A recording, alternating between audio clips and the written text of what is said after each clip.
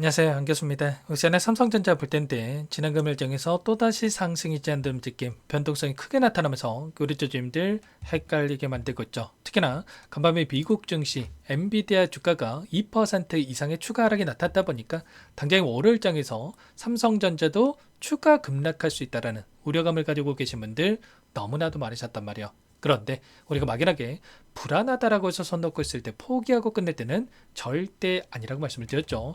최근에 엔비디아 주가가 이런 엄청난 변동성을 만들고 있던 표면적인 이유가 뭐였습니까? 바로 GPU와 그리고 TPU 간의 경쟁 구도에 대한 부분들이 다시 한번 부각이 되다 보니까 엔비디아 독주가 아니라 이제는 구글과 함께 이 경쟁 구도에 있어서 엔비디아의 지위가 흔들릴 수 있다라는 이런 우려감이 작용을 하면서 변동성을 키우고 있단 말이야. 그 반면에 삼성전자의 주가 지금 엔비디아처럼 계속해서 흘러내리고 있습니까?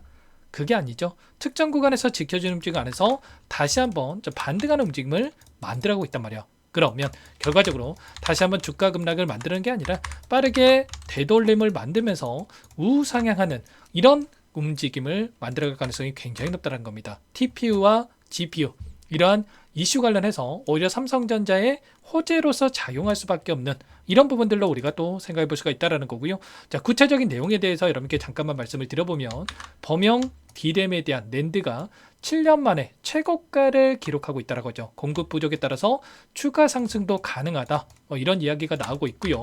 자, 그에 따라서 AMD까지 지금 GPU 가격이 줄인상을 하고 있다. 이렇게 지금 확인되고 있습니다. 그렇다고 했을 때 엔비디아, 브로드컴, AMD 할 거 없이 GPU 가격에 대해서 인상이 된다라고 했을 때 이 부분을 수요를 하고 있는 이들의 입장에서 어떻게 하겠습니까? 부담이 될 수밖에 없겠죠. 그렇기 때문에 이 대체적으로 가격을 우리가 비교해 본다고 했을 때 최대 이 80%가 저렴한 이 TPU가 대체 품목이 될 수 있다라는 이런 이야기가 나오고 있는 거고, 자, 이런 부분들을 토대로 해서 엔비디아 주가도 좀 변동성을 키우고 있다 이렇게 보시면 되는 겁니다. 다만 그 가운데서 TPU가 지금 수요가 증가를 하던 GPU가 수요가 증가를 하던 지금 삼성전자와 관련이 있습니까? 전혀 없다라는 거예요.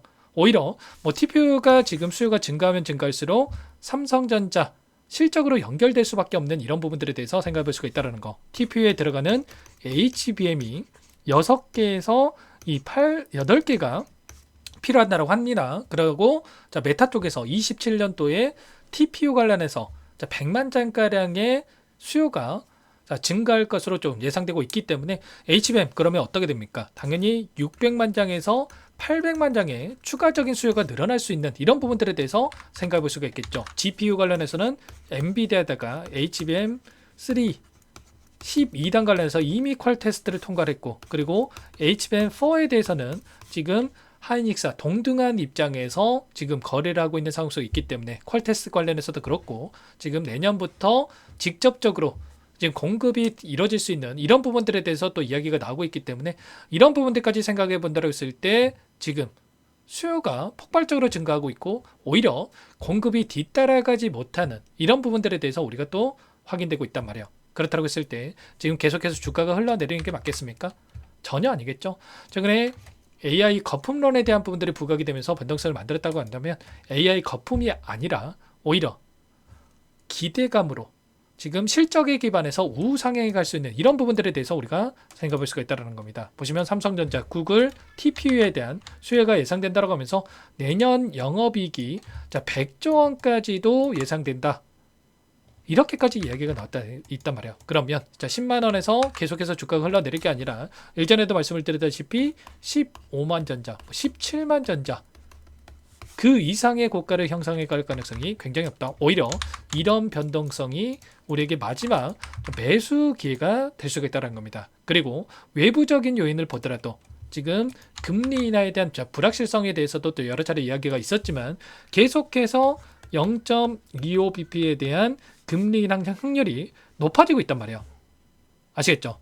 12월 달에 예정되어 있는 이 FOMC 일정에 따라서 지금 0.25bp에 대한 금리 인하 확률이 86.4%, 원래는 30%에 불과했던 확률이 86%까지 올라가고 있단 말이야. 매일같이 계속해서 확률이 올라가고 있기 때문에 이러한 부분들도 지수 상승으로 연결될 수 있는 이런 부분들에 대해서 우리가 또 생각해 볼 수가 있겠고, 자, 그리고 가장 크게 걱정되는 부분이 환율에 대한 부분이겠죠. 보시면 1469원까지 또다시 올라오는 부분들이 나타나고 있는데, 자, 이러한 부분들도 우리가 또 크게 걱정할 부분은 아니라는 거예요. 자, 정부 쪽에서 직접적인 개입을 터들어서 환율에 대한 안정화를 찾아갈 수 있게끔 또 지금 추진하고 있기 때문에 추가 급등보다도 상승은 제한되는 움직임이 나타날 가능성이 굉장히 높다. 그러면 당장의 월요 일정에서 어떻게 해야 되겠습니까? 여기서 우리가 또 급락할 거라고 생각하고 매도하고 떠나는 게 맞겠습니까? 전혀 아니라는 거고요. 오히려 단기적인 변동성이 나타난다고 했을 때 이 매수 타점, 이 바닥권에 대한 부분들과 그리고 올라간다고 했을 때 이 목표가 설정에 대한 부분들이 어느 때보다 중요하다, 이렇게 볼 수가 있겠죠. 당장에 11월 달에 거래일이 종료가 됐고요. 자, 12월 달이 되면 이제는 월봉으로 봉이 또 하나 생길 겁니다. 새로운 이 거래일이 생겼을 때 월봉으로 체크해 보더라도 봉이 하나 생길 텐데, 여기서 급락하는 이런 움직임이 아니라 지금 특정 구간에서 지켜지는 움직임이 나타나고 있고, 일전에 보셨던 이 고가에서 지지하는 움직임이 나타나고 있고, 다시 한번 빠르게 장대 양봉으로 12월 달에 한 차례 주가를 끌어올릴 수 있는 이런 패턴에 대해서 생각해 볼 수가 있다는 겁니다. 그러면 마지막 남은 이 매수 기회만큼은 절대로 여러분들 놓치시면 안 되겠죠. 지금 외인들의 포지션을 보더라도, 그리고 외인들의 물량 변화를 보더라도 여전히 올라갈 수밖에 없는 부분들에 대해서 확인될 수가 있단 말이에요. 물론 지난 금요일장 같은 경우는 단기적인 하락 변동성이 나타나면서 메릴렌치라든지 뭐 JP모건, 모건 스탠리 이런 외인 창구 쪽에서 일부 물량 이탈이 있긴 했습니다. 그런데 이 물량, 보유하고 있는 물량 전부 다 털고 나갔습니까? 전혀 아니라는 거고요.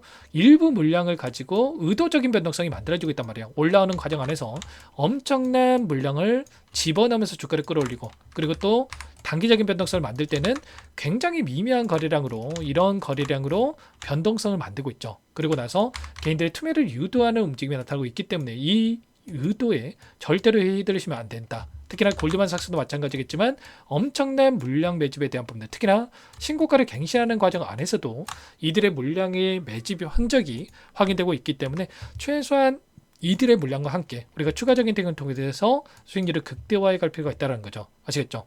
최근에 이 변동성을 만드는 과정 안에서 이런 겁니다, 여러분들. 결과적으로 4,200포인트를 넘어서는 코스피 상승에 대한 부분들이 있었다고 한다면, 올라오는 과정 안에서 개인 투자자분들 신용잔고 물량과 증권담보를 활용한 이 물량들이 엄청나게 들어와 있었단 말이야. 최소한 이들의 물량을 한 차례 털어내야 그 이상의 고가를 만들어가는데 훨씬 더 가볍게 상승을 만들어갈 수 있다는 거고요.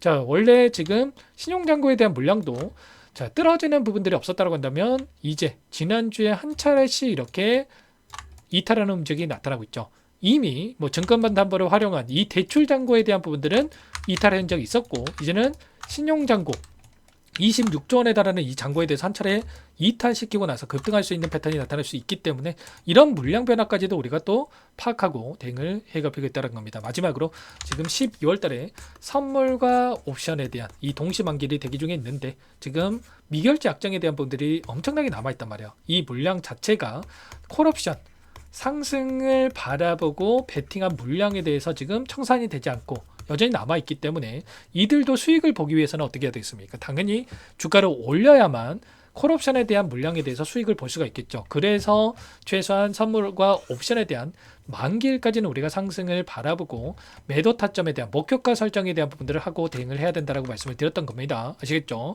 자, 그리고 외인들의 이 포지션 변화에 따른 이 수익률에 대한 부분들에 대해서 또 확인해 볼 수가 있겠는데, 보시면 외인들의 투자자별 만기 손익 상세 내역에 대한 부분들을 확인할 수가 있는 겁니다. 자, 금요일장에서 손실 봤습니까?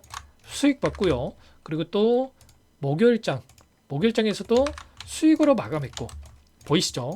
그리고 수요일장에서 마찬가지예요.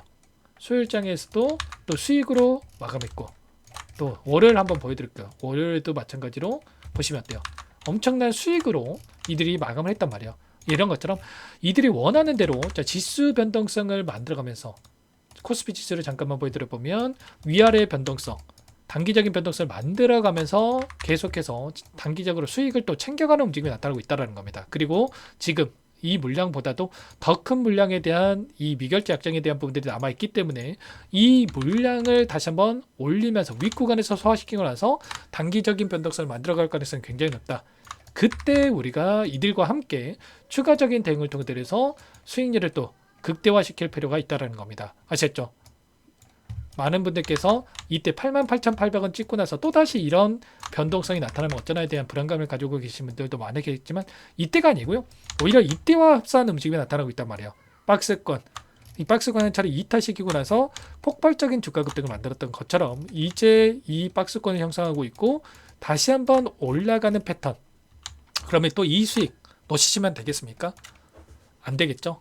여러분들 특히나 10만 원 이상에서 접근하신 분들은 뭐 수익권, 손실권 왔다 갔다 하다 보니까 불안감을 더욱더 크게 느낄 수밖에 없지만 절대 그럴 때 아니고 이번만큼은 놓치지 마시고 수익을 좀 극대화해가는 이 대응을 함께 보시기 바라겠습니다. 이런 모든 내용들을 전부 다 여러분께 함께 또 공유를 드리면서 대응을 하고 있죠. 혼자 계시다기 실수하지 마시고요. 자, 제가 매일같이 이렇게 영상까지 올려드리면서 함께하고 있고 그리고 지금 많은 분들 또 함께하고 계시는 이 정보방도 또 운영을 하고 있습니다. 이 정보방 같은 경우는 추후에 자 다음 주에 제가 한 차례 한번 입장 방법에 대해서 여러분들께 말씀을 드릴 거고 여기 입장하시는 분들께는 실시간으로 자 어떻게 좀 대응을 해 가야 될지 전부 다 공유를 드리고 있으니까요.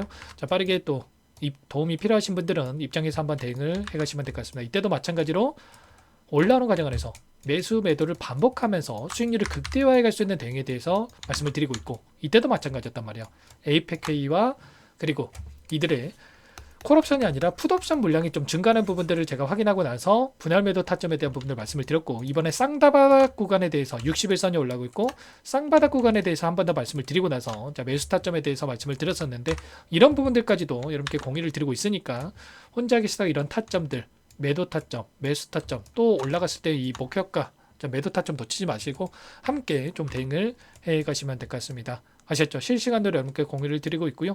그 대신에 여러분들께는 뭘 해야 되겠습니까? 돈 드는 거 아니니까요. 구독과 좋아요. 자, 여러분들께서 구독과 좋아요 정도 그리고 또 알림을 받으면 제가 올려드리는 영상들 실시간으로 확인될 수가 있기 때문에 구독과 좋아요 정도는 좀 눌러주시고 그리고 나서 영상 보시고 나서 자, 이런 변동성이 크게 나타났을 때 매도해야 되나?